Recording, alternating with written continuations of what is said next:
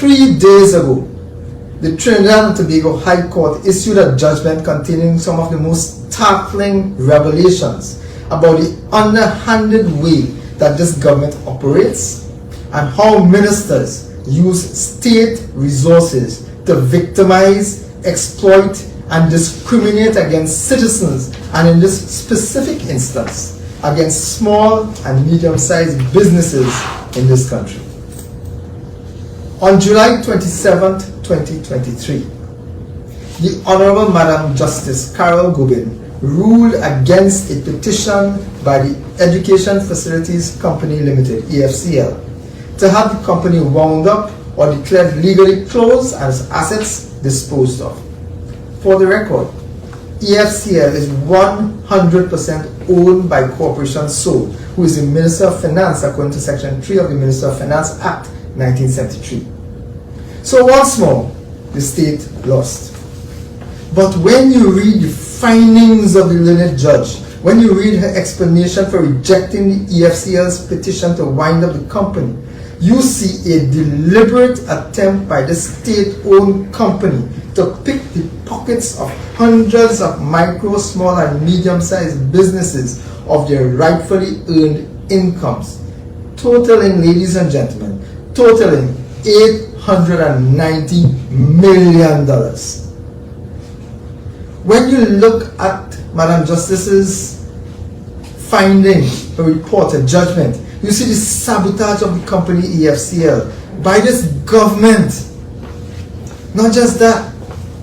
but the obvious effect of that is to effectively destroy the lives and livelihoods of thousands of employees, ordinary, hard-working citizens working for suppliers of goods and services on contract to EFCL.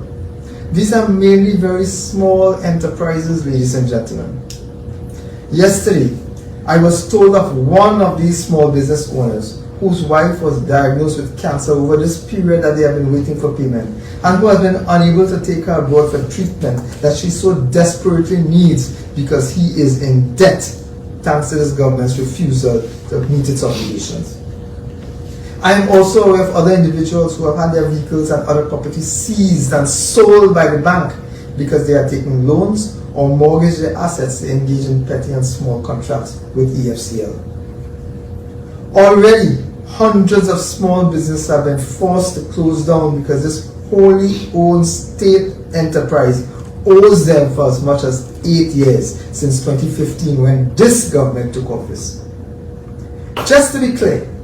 the money owed to the contractors for goods and services for which these businesses legitimately tendered to supply on invitation by EFCL, one and complete, was done. So this money was not just money that the ministries, that the individuals, contractors, requested of the government. The government reached out to contractors, engaged them, invited them to tender, invited them to procure assets and equipment and materials, invited them to supply, and when they supply these goods and services to EFCL, the government simply has chosen to wash its hands of these projects.